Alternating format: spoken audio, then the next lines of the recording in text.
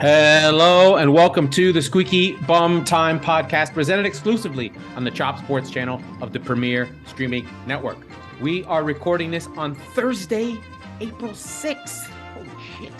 I am your host, Laurent Cortines. In this episode, Newcastle romp in London against West Ham. United are professional and dispatch Brentford, and Leeds get a much-needed win in their fight against relegation. But first, he is back. He is back at Chelsea. Mr. Frank Lampard, the chosen son, has returned to Chelsea Football Club, and we're going to get right into it. But first, like, share, subscribe. Like, share, subscribe. So I want everyone to like, share, and subscribe. Please, if you're on YouTube, please subscribe. If you are on your favorite podcast player, please follow or subscribe, or whoever the terminology is, where you are, where you want to be, so you can download the show and listen to it and enjoy it all the time. Okay, Frank Lampard has been named Chelsea manager. Midweek, on Tuesday, Chelsea played a 0-0 versus Liverpool under Bruno, who is a former great from Brighton, had played under Potter and then managed the team. And, you know, it was a meh game. Liverpool did not really do much. They still looked very, very weak. Once again, Chelsea XG'd the F out of Liverpool with 2.2 and had chance after chance after chance. And the story of Liverpool, of Chelsea, of course, is they can't score. And the story of Liverpool is, of course, they can't stop anyone. So Liverpool, luckily, did get a clean sheet. They did not deserve that clean sheet. Alisson was the man of the match for Liverpool. And on any given day, if it had not been for Alisson, Liverpool would have lost this game 2-0, 3-0, easy. I have to say the big chances here. I'm just going to get through by XG against. Kai Havertz on 12 has a 0.61, a 50-50 chance, over 50% chance goal. He blows it on the pass from Koulibaly. Of course, he blows it. Then the next best, Havertz again has a almost 50% chance in the second half on 50. And there's a couple other chances here and there. But it's Havertz who has two chances in on goal and yaks them both. One is chalked off for a handball, so there's actually a third one. But it is just an incredible thing that Havertz gets in on goal as often as he does, and he is limp. Anyway, that's the game side. After the game, within 24 hours of that, the rumors of Frank Lampard coming back to the team come through, and there's a little bit of head scratching because Frank Lampard, frankly, is not a great manager. Is he better than Ole Gunnar Solskjaer? Probably, but there's a lot of similarities in these two. So Frank Lampard, first job at Derby, inherited them in 4th, finished in 6th. So there's that. Inherited Chelsea, they finished 3rd. He left when they were in 6th. Inherits Everton when they are in 17th and they finish in 18th. Or some 16th and finish in 19th or something like that. And so basically Frank has never improved his teams. He's not very tactically sound. If you remember, if you were to go back and sort of go through some of the conversations we had around Frank Lampard, what he was an attacking manager who could set up the team to defend, but if he set up the team to defend, it could not score. So he doesn't have a multi-dimension plan. He either can attack or he can defend. He cannot do both. He doesn't have a plan to allow his team to attack and then be solid on the way back. If you remember his Chelsea time, it was always sort of, a little bit bitty and a little bit not defensive, and he couldn't really quite get the team to score and defend, or defend and score. So his problems at Chelsea was that he was giving up too many goals and didn't seem to understand that Antonio Rudiger was his best defender. Remember, he left him out. It's Tuchel who puts him in, and it's under Rudiger with Silva that the whole thing changes. which is pretty fantastic and pretty weird. How do you not see that Rudiger is a fantastic defender? He's so good that he's at Real Madrid. What are you doing? So Frank is not really a great viewer of veteran talent. He was good with young players. I will give him credit for Mason Mount. I will give him credit for Tammy Abraham, Tomori. He seemed to have a good understanding of how to get young players to play. And maybe they know who he is. Maybe he had some gravitas. And he had a weird manner after games. It was like this half smile, half sad. He understood it, but I don't think he's a great manager in any sense. However, the key thing now is he's the right manager for Chelsea right now in the context of where they are in this season, in this place. So why do I say that?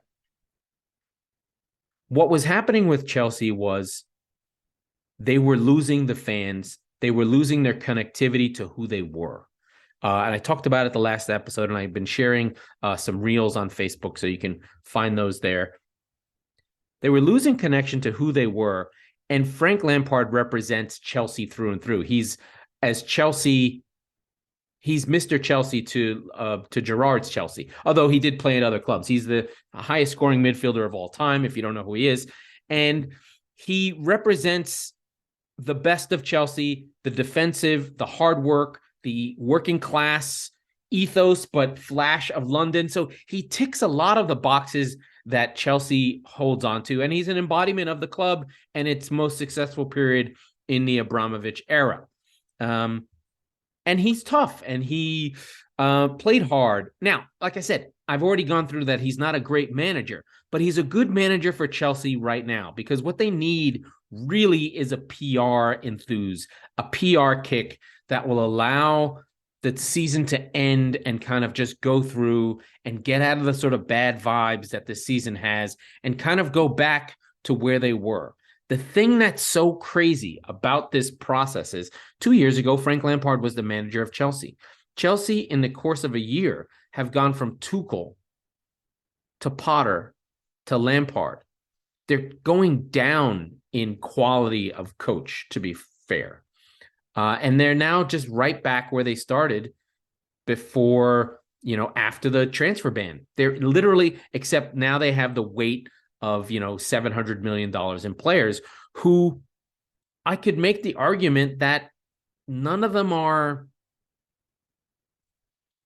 game breakers and game changers. I mean, Enzo Fernandez is a really good passing midfielder. He's the one who costs 80 million. And he's a player who, he does a job that is important and works, and you need more players to make the impact of that player. He's Michael Carrick. He's not, Zinedine Zidane. He's not going to change the fortune of your team. He makes a difference. And there's a lot of great players on Chelsea, but they're missing that key piece. And that is a goal scorer. And it just continues to happen again and again and again. Chelsea create opportunities and don't finish them. In this game that they just played, it was an incredible amount of opportunities and they didn't finish them. As much as Manny thinks that I shit on Liverpool as a sport, and I do, anyone can admit this was a gut check performance for Liverpool, and they're happy to get the draw out of this game. But the weird thing is Liverpool and Chelsea have played, I think, 6 or 7 draws in a row. I don't think anyone scored a goal in one of these matchups. I'm going to look at it right now. Have this wonderful, I love Facebook Ref, by the way. Yes, the last 4 games have been 0-0. That includes an FA Cup final and an EFL Cup final. So that was both last year. So 4 0-0s, then a 2-2 draw and a 1-1 draw. The last game that saw a result in this game came from March in 2021, a 1-0 to Chelsea at Anfield during the pandemic. So that's kind of a crazy stat that they are in those 2 areas. The all-time, who cares about the all-time historic? Anyway, so Frank Lampard back in the Premier League. Going to see the team out for the last 9 games of the year. A strange appointment that I think makes sense, and I think the Chelsea faithful will be okay with. At least he's one of their own. He's their Frank. He's their mistake. When he makes mistakes, they'll be like, okay, it's Frank Lampard. I know what he is. I know what he's going to do, and they're just going to do their thing and be happy with what they get. I'd love to hear what other folks think. Please go on Facebook. Let me know, Twitter, wherever you hear it. Just let me know in the comments of Apple or wherever you listen to your podcast so that we can chat about it. But interesting stuff. I think Lampard is the right appointment for right now, and he better not do well, because if he wins the Champions League, then they're going to have to keep him, and that's going to be a giant fucking shit show for Chelsea. But we did have 6 matchups during the midweek that I told you about on Monday during that Megatron hour-long show. But let's just go through the results and talk about them as we go. Normally, I kind of go through the scores, but we got through Frank, and now I'll just go through the scores. We'll talk about the great and powerful Aston Villa defeating Leicester with their new coach, Adam Sadler, not Adam Sandler. That would be weird. Ollie Watkins continues his raging rampage. Aston Villa went up in this game. Then Harvey Barnes had a really nice goal on the wing, fired it in. Then lost but not forgotten, Bertrand Traore. He'd cut his hair and he wasn't wearing his cool wristbands from his home country of Burkina Faso. He was wearing the red, gold, and green, very, very Jamaican style, but very African. He came on and got a wonder goal to win the game after Leicester had been down a man because Dewsbury Hall got himself a red card for 2 yellows within a 6-minute span. I think the story here is not so much this game, because this game was, just a regular kind of mid-table thing. It's the growth of Aston Villa during this season. Aston Villa, friends, sit in 7th place this season. When Unai Emery took over this team, they were 1 spot above the relegation zone. They are now in a European spot and pushing. They're getting very, very, very close. So very impressive stuff from Mr. Unai Emery. And if we can go back and have a look, I just want to make sure I know exactly where he took over. So it was a draw to Man United, to Manchester City. I think, I don't know where that loss is for that got him fired. Anyway, whatever the case is, Aston Villa are on a 6-game unbeaten streak with a draw there, with 5 wins, good quality wins. They're scoring goals. They're not giving up much. They've beaten Chelsea. They beat Leicester. They took care of business with Everton. They beat Crystal Palace. I mean, they don't have a lot of great wins, but they are climbing up the table, and it just goes to show what a good coach can do. When you don't have a good coach in the Premier League, you are in trouble. You need good coaching to win in the Premier League, especially now, especially with how things are going. It's just so difficult with the level of these teams to try and win games with a hand behind your back, with your team not having a plan, with your team just not where it needs to be. If I recall properly, I think, Unai Emery's first game was November 6th. They beat United 3-1 on a masterclass. These are these weird Leon Bailey and Ollie Watkins. So that United game, they go 500. They got to win 1, lose 1, win 1, lose, win. They have a good win against Tottenham. Lose in the FA Cup to Stevenage. That's probably the low point. He probably wouldn't have liked that. Then they have a little bit of a blip, losing to Leicester City. Wow, that's not too bad. They lost to Leicester in that 4-2 game. And then they had a dip against City and Arsenal, which is no big deal, so that looks like bad where they lose 3 in a row. But it's you losing to City and Arsenal is not really a big deal, especially where those two teams are. But then they right the ship and go on a run and have climbed the table ever since. Just fantastic stuff from Unai Emery. And he's a fit for that club. I think when I was talking about that cultural piece of like, hey, is Unai Emery right for Arsenal? Are these managers right? Unai Emery suffers from that first impression when he took over Arsenal. His English was easy to make fun of. He's got that kind of look where he's got this kind of strange face and his hair is greased back and he looks a little bit odd and he would always say good evening. And it just didn't work. I think especially because some of these clubs are, mega international brands. The coach of the team effectively, because of the way the Premier League is set up and the managers hold this higher super status, effectively you're the spokesman, chairman of the board for the team. You're the CEO and coach of the team. So from a marketing perspective, I don't think Emery left Arsenal fans feeling good about who was in charge of their team.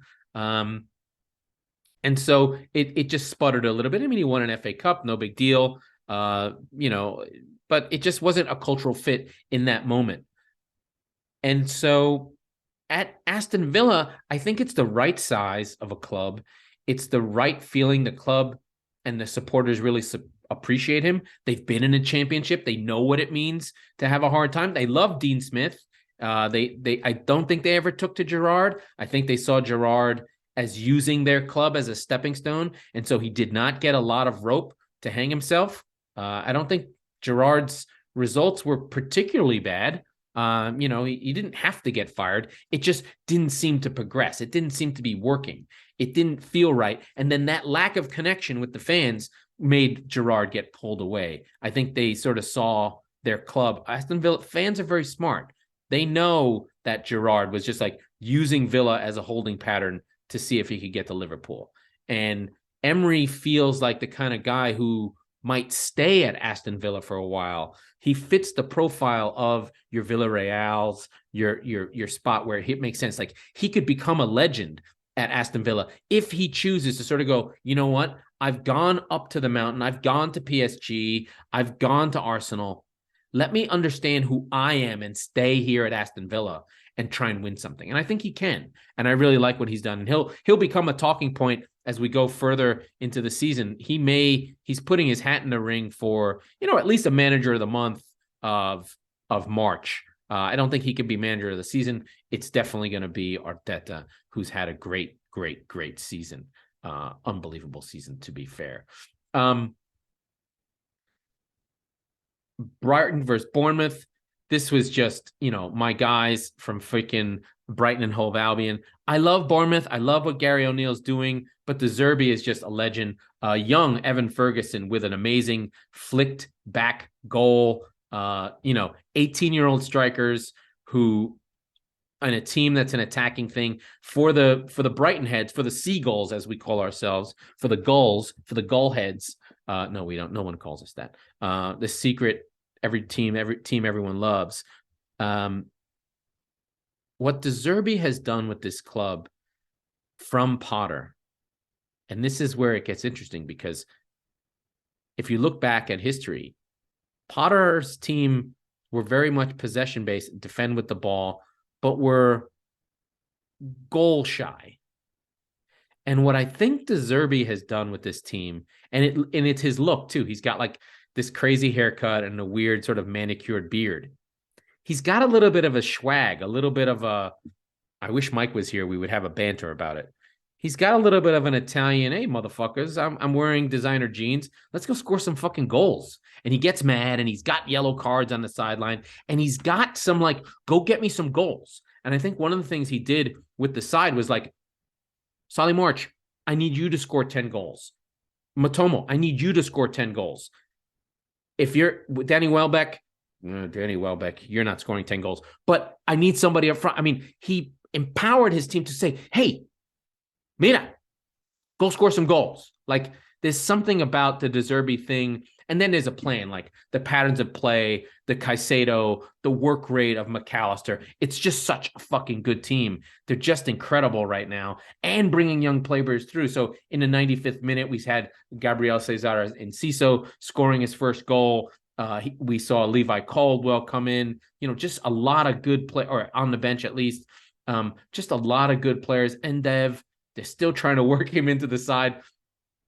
But Estupinian and Caicedo, along with Gross, were just my men of the match. Jason Steele, who took over for Sanchez, had a goal earlier in the week where he just fired it over the top, gotten a goalkeeper assist. I think that was during the week, but I might have missed it during my conversations. Anyway, I just adore Brighton. I mean, again, I'm here to watch the game, so sometimes you don't have to. Maybe you're a Liverpool fan, maybe you're whatever, you're a West Brom fan, you're a Wolves fan. This team is the team to watch. They are so fucking good. Like, when you hear that Moises Caicedo is going to be worth 80 million pounds, that shit's real. He's really good. Like, Liverpool, go look at Caicedo. He's what Wijnaldum used to be, except he's better, right? Because he can carry the ball. Just a great, great player, a great, great team. And then on the Bournemouth side, they just couldn't really get much going. They're just outclassed. Their job is not to get points against Brighton. Their job is to get points against other team. And they hung in. I mean, they really only gave up, for a team as good as Brighton, they really didn't give up too much. Solanke getting 2 shots on target, trying to help the team. Gary O'Neill, I like. I think if Bournemouth go down, which they likely will, they should keep O'Neill. I'm not a great judge of coaches. I just like him. He's got a good demeanor. This is his first job, and I think that Bournemouth do show fight, and they do win games that you're surprised about, but they're right in there, and we'll go through the table in a minute. On to Leeds. Christian, cover your ears, my friend. Nottingham Forest lose away from home 2-1. The great Jack Harrison levels the score after Ariel Mangala scored a goal early, and then Luis Sinisterra just before the half. This was one-way traffic, especially in the first half. It was all Leeds. After the goal, Leeds came out. So let me get this right. I just want to get the narrative correct. Nottingham Forest came out and showed fight and gets the goal from Mangala, but then they back off, and the rest of the half is all Leeds. They take the next 10 shots in a row and end up scoring. End up scoring on their two shots that go on goal from Jack Harrison and Sinisterra, who cuts in and fires it in from his right foot. Harrison from the left side, a left-footed goal. That off a rebound from Mo Roca, and he's the one who's alive to it. And in the second half, only in the last 10 minutes does Nottingham Forest get anything going, and they're really not great efforts. A couple of volleys that are just, low quality, low XG, not really great opportunities to score. But, Leeds had most of the shots, most of the chances in the second half. 21 shots, 6 on target. Nottingham Forest had 13 shots, but it was all limp. They really didn't do anything. So it looks like Javi Gracia's got this team together. And I'm actually surprised that Cooper didn't get fired. They really want to fire the manager. But I guess for Forest, it's about those games away from home. I mean, the games at home that they need. And there's almost like this acceptance that if it's an away game, we're not winning. So on Saturday, they've got Aston Villa. Their home games are United, Brighton, Southampton, and Arsenal. It's not looking good for the great and powerful Trees. They are on a winless run of 1, 2, 3, 4, 5, 6, 7, 8 in a row without a win, but they could have beat Wolves. They got lucky against City. They drew against Everton. These are games that they needed. They needed the Everton game, and those draws really start to hurt.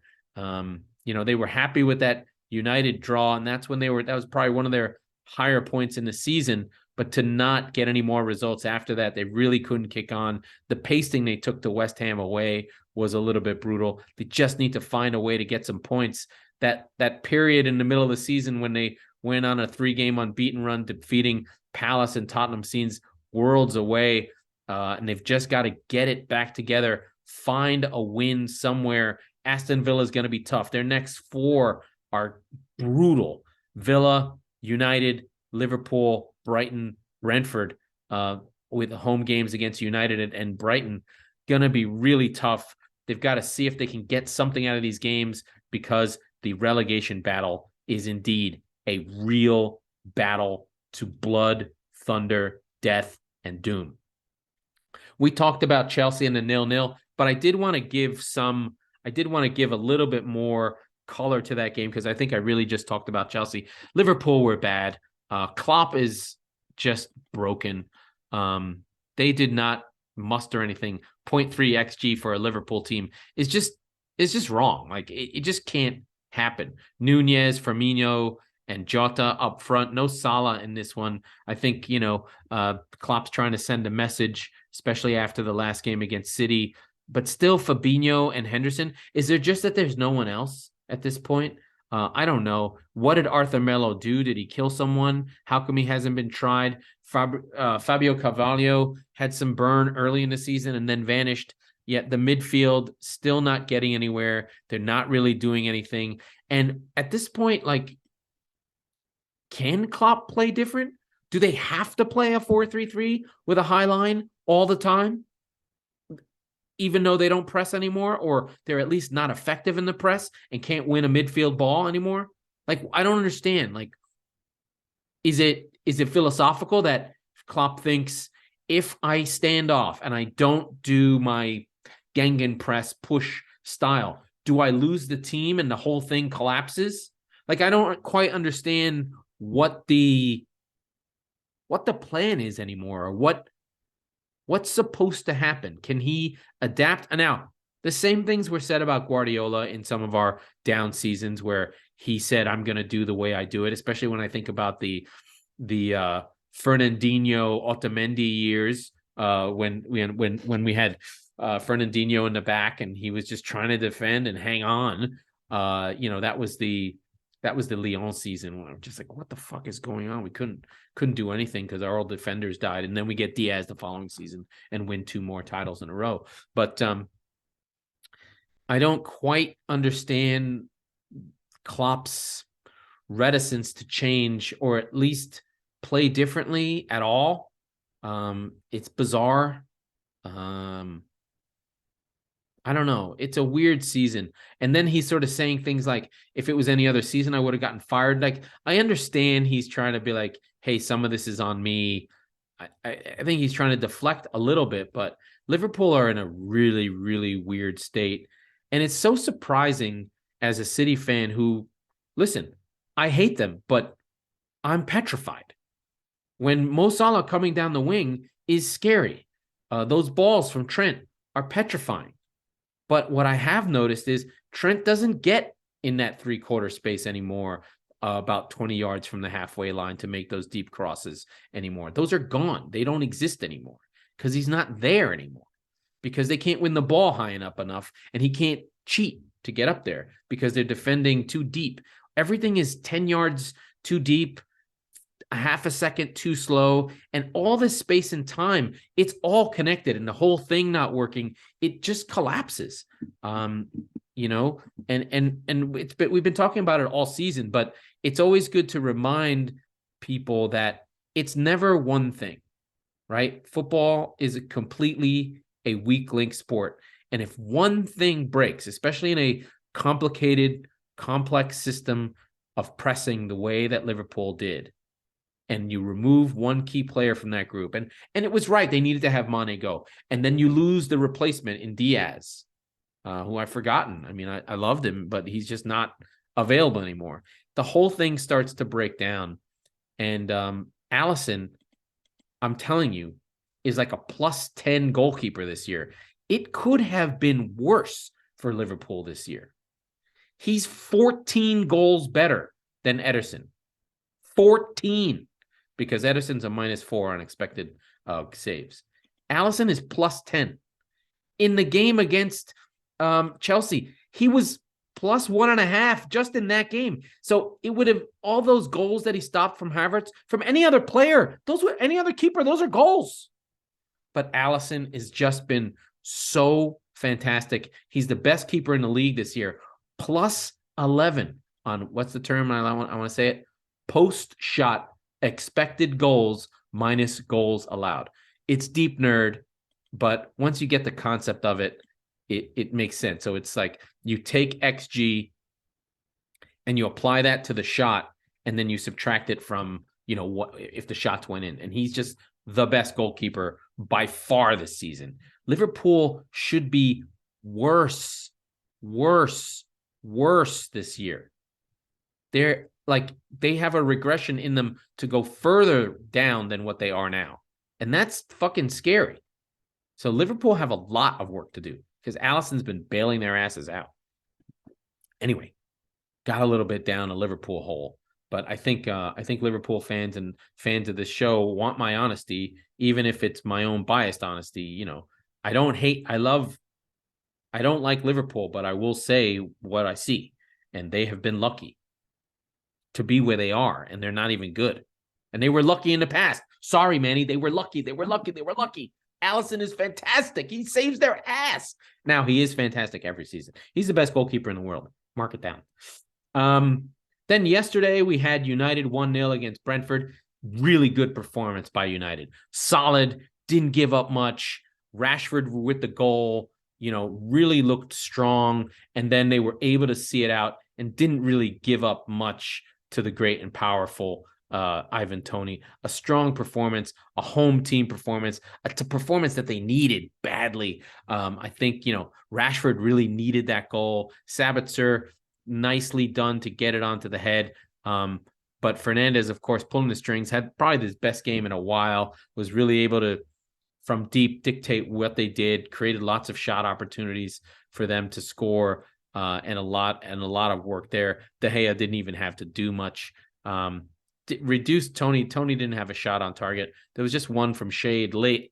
Kevin Shade coming off the bench late for Mbeumo got one shot on target, and just, lucky for United to not really have to worry. It was a really good shot. It was like a +4, a 0.4 shot. So actually the most difficult shot, the most valuable shot in the game came from Shade. I know. It's nerd. Don't worry about it. There's more nerd coming. It can't really work. But anyway, there was a conversation, actually. I want to take a step back. There was a conversation we had in the chat, in our group chat on WhatsApp, that I said that United and Brentford were equal. Now, it was like, what do you mean? United are way better. Yes, United are way better. They have way more talent. They have way more money spent in the club. They play way more money. What I said was, when I said that Brentford and United were equal, was that their underlying numbers of the team, in terms of what they've created, in terms of goals scored, and what they've prevented in terms of goals against, is the same. What Brentford is doing is optimizing their opportunities based on the talent they have, and United is optimizing based on the talent that they have. The difference is that United is playing a much more progressive, possession-based style under Ten Hag, who's coming from the Dutch, and Thomas Frank has got this team all defense, grafting for each other. They score goals on set pieces. So they're not equal, but in terms of of what happens on the pitch, they are creating a similar amount. And here's what I mean by that. So if I go to my deep nerd core hole, and I sort, and well, let's do traditional stats first. Brentford has scored 46 goals, and United have scored 42 goals. Weird. United have given up 37 goals. Brentford have given up 38 goals. That's a goal difference of +8 for Brentford and +5 for United. So just on scored and against, Brentford have been better, right? Now, how all those goals get made, I don't know. But just to give you a sense, right? And then on the expected goals, which is the goals you would have expected to score based on the shots taken and where they were taken, by whom they were taken. United have an XG of 30.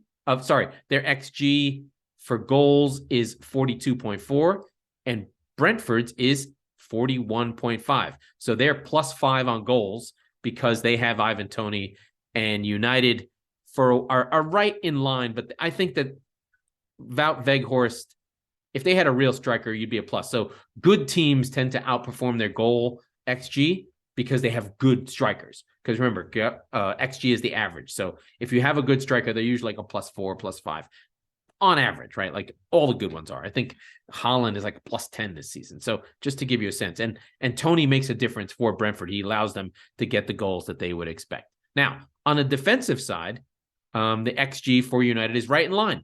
36 goals against, goals allowed. So perfectly in line.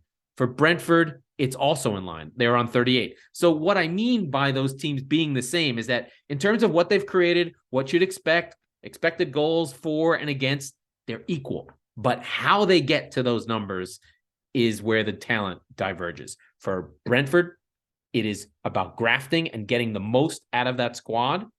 And for United, it's being a progressive team that's playing in a offensive style that utilizes the high quality of the team. So they've been actually not great at it, to be fair. Whereas Brentford are maximizing and probably getting close to the ceiling of what they can be. United are kind of have a lot of growth to get better and fill in the boots of the quality of the team. Okay. I hope that wasn't too weird. So we got more games to go. What else do I got? Oh man. West Ham 1, Newcastle 5. This was a statement game by West Ham. They fucking killed. Newcastle killed West Ham. And West Ham, everything was their own fault. Keepers making mistake, guys making bad passes, everything just a mess. And then after a while, Newcastle just sat back and waited for West Ham, and they just hit them on a break with 2 late goals from Isak and Joe Linton. If Joe Linton scores 2 goals on you, you know you fucked up. That guy couldn't finish in a fucking whorehouse. Just a mess. So, yeah, he's like a 13-year-old boy just getting his feelings feeling. Guy can't finish at all. He's a mess. So for him to score 2 goals and Callum Wilson getting 2 goals and Isaac, I mean, just a great performance. 2 braces by some of your old boys and Wilson and Joe Linton, who were there before the takeover. And then Isak, your new boy, who's going to really change the team. He's such a good player, Isak. He's linking things together. But this was an easy game for Newcastle. They just completely took apart West Ham, who had early chances. Again, the story of their season. I'm going to say it again. Expected goals. For them, my guy who was so great last season, Jared Bowen, just unable to put the team together. He did create the goal for Zuma on a set piece cross that was headed in, but it's been his lack of goals this season for Jared Bowen that has really hurt West Ham a lot. So just to give you a sense, last season his expected goals was 12 and he scored 12. And this season, his expected goal is 7, and he's only scored 4. So he's not scoring and he's not creating enough. So it's just not enough from him. They didn't get anything from Antonio this year, and they've just not had any luck. You know, West Ham lives on your set pieces, and they live on 1 or 2 goals here or there. But to lose 5-1 at home, that is a fireable offense for the at-risk and troubled David Moyes, but he hangs on. It didn't seem like they were going to fire him. They did get a nice win on the weekend against, I think it was Southampton. They beat 1-0. But for them, you know, they just have to survive and get through the season. I believe that Scamacca got sent home. Yes, they did beat Southampton, and they had that draw against Aston Villa. They're still in Europe, which is fucking bizarre. They've got to go to Genk in the Conference League, and they're in the quarterfinals of that thing. So again, West Ham fighting on 2 fronts. It's never really been Moyes' best thing. They've been on a 4-game unbeaten run, but only one of those games was in the Premier League, or 2, and so they're in a little bit of a dire strait right there.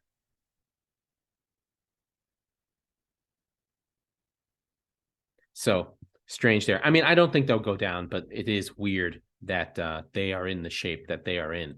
I mean, I really love where Newcastle are. They are back in 3rd place, tied with United, but have a massive advantage in goal difference, which is the first tiebreaker of +26, while United, like I said, only +5 with 7 losses. United only have 3 losses. They're the second joint best in terms of not losing. Their problem is they have 11 draws to that have really hurt their season. So if they can get half of those in, they'll be right there with City and Arsenal. Could be very, very interesting. So that was the midweek. That was all the fixtures that happened. What an amazing thing. So in terms of this week, match week 30, oh my God, there's only 8 games to go. 9 games to week 30. 1, 2, 3, 4, 5, 6, 7, 8. 8 games to go. The big headliner games. I think a fun game, the early kickoff is United versus Everton. Dyche bringing his boys, coming off a really nice draw and fight from Everton. They just can't score goals. I just feel like they're in decent shape.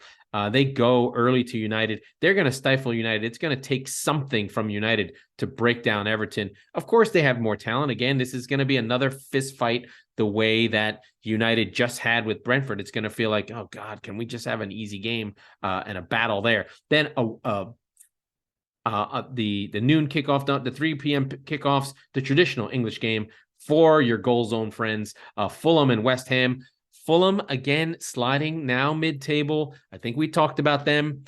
Expected goals aren't very good, so they're slowed down. They've lost Mitrovic for the rest of the season because of the push that he did to the referee. He got an 8-game ban for that, effectively out for the rest of the season, and he had been carrying their goal scoring. They were living on the power of Paulinho, but I think that team is getting, not found out, but it did, yes, they got the points they got, regardless of whether they deserved them or not, on some luck and some good work.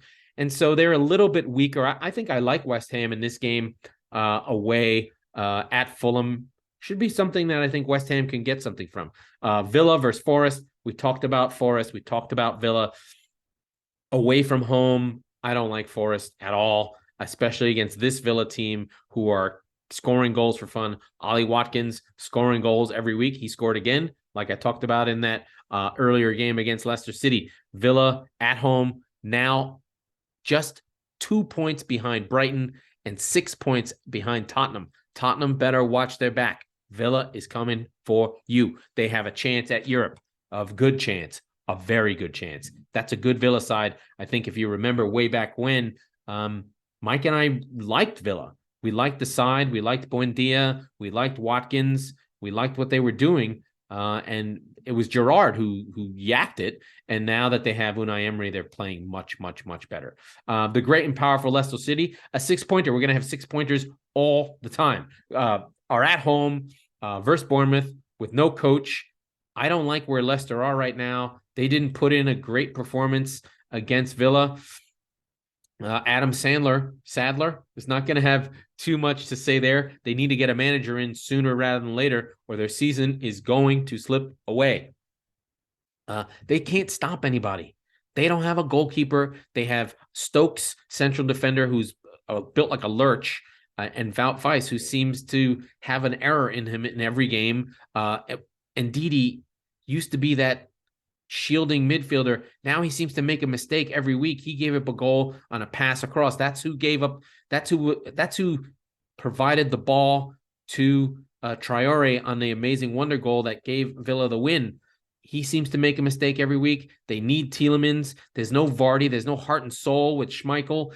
All the guys from the 15 team are all gone, and they're just not getting it done. I like Bournemouth in this game to get something out of that. And then the next game would be Brentford versus Newcastle. Brentford at home, a different beast than Newcastle. This has draw written all over it. Brentford are going to claw, scratch, and fight Newcastle. This will be probably the most physical game you'll see because both these teams go at it. It's going to be tough. The battle's going to be in the midfield between Willock and Linton and Bruno Guimaraes and Norgard and Velt. All those guys for Brentford are just going to go at it. And whoever can win that midfield battle for Brentford to get their strikers up front will bring victory for their team. I like Brentford at home. Good result. You'll expect Newcastle will have stayed in London for this game because Newcastle's a little bit further away. So we'll see what's there. And then Chelsea, under Frank Lampard, in his first game, get Wolves. under Lopetegui. Wolves sitting a little pretty. They've got a 1-point lead against the pack. I like Chelsea in this game. I think there'll be a vibes bounce. Mason Mount will dust off his boots and go play for Chelsea. Still have to figure out who Kai Havertz is sleeping with, who he has pictures of. He should not be playing striker ever again. Maybe Aubameyang comes in. Maybe they change things up. We don't know what Frank's going to do. He's a madman. He's lunatic. I like Chelsea in this game just from talent alone, not because I think Frank's going to do anything weird. He's just got a better team and will do something. By the way, Lopetegui would be a good coach for Chelsea. Any of these coaches would be a good coach for Chelsea. It's weird. I don't know what the fuck Chelsea are a mess, by the way. Bringing in Frank Lampard, I sort of thought it was a good thing, but only for the sake of just like, let's take the temperature down and figure out what the fuck's going on. Because right now, it's a complete and total shit show. The late game on Saturday. Sorry, not the late game. There's 2 games. Oh, we're having a big schedule. So is Tottenham against Brighton? I don't know what I'm going to get from Spurs at this point. We still don't have a coach. It's still going to be Stanelli, and the other dude, I can't remember his name, who's got a cracked skull. And then I just like what I see from Brighton. I don't see any reason why Tottenham will win this game. Brighton are better than they are by a lot, and I think they'll get lit up, honestly. Zerbi will find a way to expose Eric Dyer and get them smoked. We'll keep going straight down the line. A City versus Southampton. On paper, this looks like an easy game, but anytime you have to go to Southampton, fucking weird shit happens. If City lose this game, the season's over. It could be a walkthrough. I'll probably be the only person who's watching this game, but City versus Southampton, I think City are probably like plus 1,000 favorites, so a little bit weird there. Then Sunday, we have 2 big games. Ellen Road, Leeds at home versus Crystal Palace. Roy Revolution is back. Roy's going to make this a draw. This has got draw written all over it. Leeds come off a good game, a good win against Forest, but Palace are more talented and have a strong coach, whereas Leeds have played in midweek. I got to think they got some dead legs, heavy legs. Palace will get a draw here. They'd love to win. If they win, they're completely safe. That's my take on this. If they get a win, they're safe. And then I don't know why I should have just led with the whole thing. Liverpool versus Arsenal. We'll end it with Liverpool versus Arsenal. A massive game. A massive game for Arsenal. For Liverpool, like we just talked about, they're just trying to get through the string. But Liverpool at Anfield with something on the game. The last time they had a home game like this, they did really well.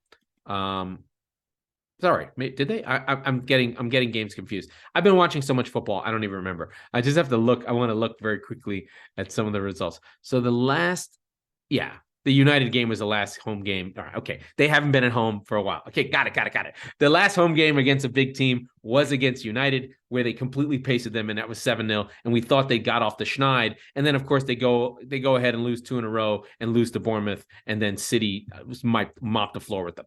So they're finally at home. Their schedule in the back half of the season, lots and lots of home games for Liverpool. The first one being this home game versus Arsenal. If Liverpool want to do anything, which I don't think they can, they're not good enough, they have to beat Arsenal. If we want to have a league title, Liverpool have to beat Arsenal. I don't want to say this out loud, but I'm going to be rooting.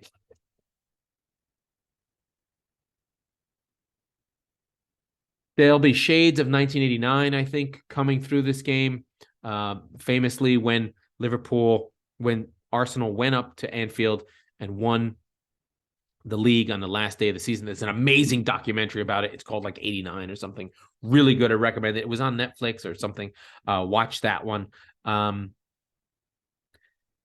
Arsenal have not won at Anfield in eons. It's going to be tough. Liverpool will show up in this game. I expect them to. It's really going to be about the first 20 minutes is where Liverpool are going to have a shot. The games at Anfield, let's see. The last Oh man, this is all backwards. I have such a shit ton. Let me see. Liverpool. What's this? Oh, I don't know what's happening. Anyway, all matches. Here we go. All matches. I don't want all matches. Here we go. Arsenal have not won at Anfield. At Anfield. Arsenal have not won at Anfield in almost a decade, at least. It's been a really, really long time. Anfield. No, I'm just going through a list. I know this is very exciting podcasting. Nothing here. So Arsenal basically have not won at Anfield in a very long time. I don't know when it was. I'd have to really get a better sense of it. Arsenal at Anfield. Oh, that's 1919. That one doesn't really help. 1927. Yeah, I don't know what the hell I'm looking at. No big deal. But I think the big thing to take away for this game is if Arsenal win this game, they've won the league. There's only like 3 games left, or 3 or 4 games that on paper look like Arsenal should have a hard time with. It's this game, City away, and Newcastle away. And really that's it. Arsenal, I mean, and granted, leagues aren't won or lost based on the big games. Every game counts, but it feels like if this young Arsenal team that is going on a league charge is going to win the league, it is going to be winning at Anfield will be a massive, massive, massive result. I mean, a just monumental big game. Now, I think Arsenal do have some tough games. They have Liverpool away, West Ham away, Southampton at home. That's easy. City away midweek, Chelsea at home. That'll be tough. Newcastle away, the toughest. Brighton at home, a fight. Nottingham Forest away might be a time to save their season. And then their last game of the season is Wolves at home. So no cakewalks, but they've been great all season. An incredible, incredible season for them. They don't have any other obligations. It's just the league. These are their last 8 games. This is all they've got. No Europa, no FA Cup. They go week on week on week and try and win the league. They have every opportunity to do it. I've said it before. If they don't, it's a yak job. They just have to keep going. They can lose one game, and they have to win everything else. A draw, anything. Now, City have to match them, but Arsenal, this is their moment. If they want to win the league, they've got to win this game, and then the narrative really shifts into, oh my God, Arsenal are going to win the league. I know it's ridiculous, and you do it every week, but this is just the nature of how Premier League football is covered. We just do it this way. Liverpool, of course, are there for the spoiler. They should have the voices of 1989 in their heads. Stop George Graham's team. Please make it stop. Famously in Fever Pitch, that's the game that they win. The movie came out in 1989. So there's a lot of funny little parallels and funny little things about that league winning team. Lee Dixon in that team, famously of NBC Sports, who does their games here in the US. So big games. I'm going to stop talking. I hope I didn't forget anything. I hope I didn't forget anyone. I feel like I went through every possible storyline. Some things probably not in the best order, but that's how we do the show. I feel really happy. Thanks everybody for the show. And that's that. That was the Squeaky Bum Time podcast with Laurent Courtines. We are the football wing of the Chop Sports channel and presented exclusively by the Premier Streaming Network. We record on Mondays and Thursdays, so be sure to subscribe wherever you get your podcasts so you never miss an episode. Please rate and review the show. Bye.